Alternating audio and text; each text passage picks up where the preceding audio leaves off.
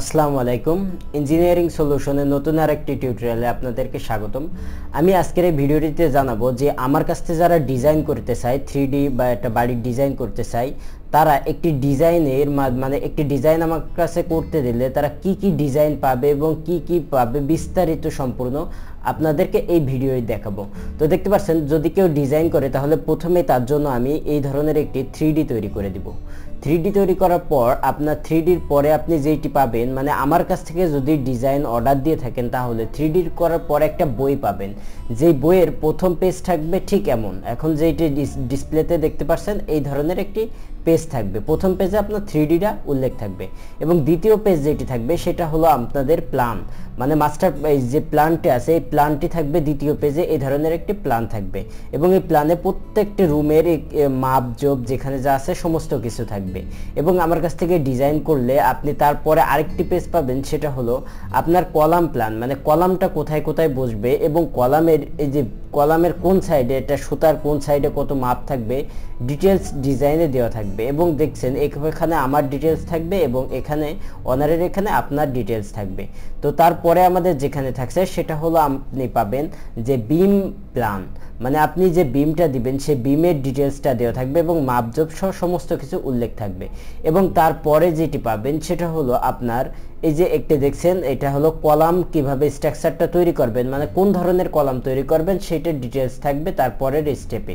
এবং তারপরে যে আরেকটি পেজ থাকবে সেটাই থাকবে আপনার সিঁড়ি ডিজাইন, মানে সিঁড়িটা কিভাবে করবেন, কোন রড কোথায় ব্যবহার করবেন ডিটেলস ডিজাইন থাকবে তারপরের পেজে। এবং তারপরে আরেকটি পেজ থাকবে সেখানে থাকবে বিম ডিজাইন, মানে বিমটা কিভাবে হবে সেই বিস্তারিত ডিজাইন। এবং তারপরে থাকছে আরেকটা, সেটা হলো আপনার যে প্লিন্থ লেভেলটা, মানে কলাম যে লেভেলে বেজে বসবে সেই বেজের লেভেলটা থাকবে, এই বেজমেন্টটা থাকবে। এবং বেজমেন্টের পরে থাকছে আপনার যে কলামে যে কলামগুলো করছেন এই কলামের আর যে রড লাগবে সে রডের প্ল্যানিংটা, যে কিভাবে রড বসবে, যেমন এখানে দেখছে 4টে 16 মিলির রড বসছে তো, এবং এর বিস্তারিত কিভাবে ঢালাই হবে সেগুলো বিস্তারিত উল্লেখ থাকবে। এবং তারপরে যেটা থাকবে সেটা হলো বিম প্ল্যান, ছাদের বিম। নিচে আপনারা প্রথমে গ্রেড বিম দেখেছিলাম এবং এটা ছাদের বিম। ছাদের বিম বিভিন্ন ধরনের হইতে পারে, যদি ভিন্ন ধরনের হয় কয়েকটি ডিজাইন থাকবে এবং যদি এক ধরনের হয় তো একটি ডিজাইন থাকবে। এবং তারপরে স্টেপে হবে ছাদের রডের পরিমাণ, মানে ছাদে কিভাবে রড বসাবেন সেই ডিটেলস ডিজাইনটা তারপরে থাকবে। এবং এখানে প্রত্যেকটি উল্লেখ থাকবে যে কোথায় কতটুকু মিলি রড পড়বে এবং কতটুকু পরে পরে।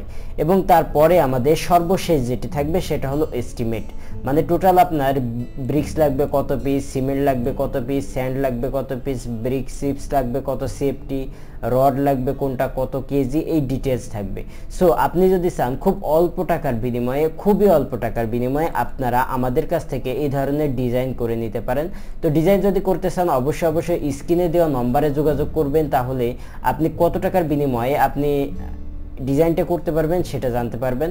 আমরা সাধারণত আপনাদের খুবই মানে সবারই আয়ত্তের ভিতরে থাকে এমন একটি রিজনেবল প্রাইজের ভিতরে আমরা ডিজাইন করে থাকি। সো যদি আপনি চান যে আমাদের কাছ থেকে এই ধরনের একটি বাড়ি 3D সহ সমস্ত কিছু ডিজাইন আপনি আমাদের কাছ থেকে করিয়ে নেবেন, তাহলে অবশ্যই আমাদের স্ক্রিনে দেওয়া নম্বরে যোগাযোগ করবেন। আপনাদের 3D ভিতর বাইরের সমস্ত ডিজাইন আমরা করে দেব খুবই রিজনেবল প্রাইজের ভিতরে। সো ধন্যবাদ। যদি ভিডিওটি ভালো লেগে থাকে আমাদের হোয়াটসঅ্যাপ এবং ইমো নম্বরে যোগাযোগ করতে পারেন। আসসালামু আলাইকুম ওয়া রাহমাতুল্লাহি ওয়া বারাকাতুহু।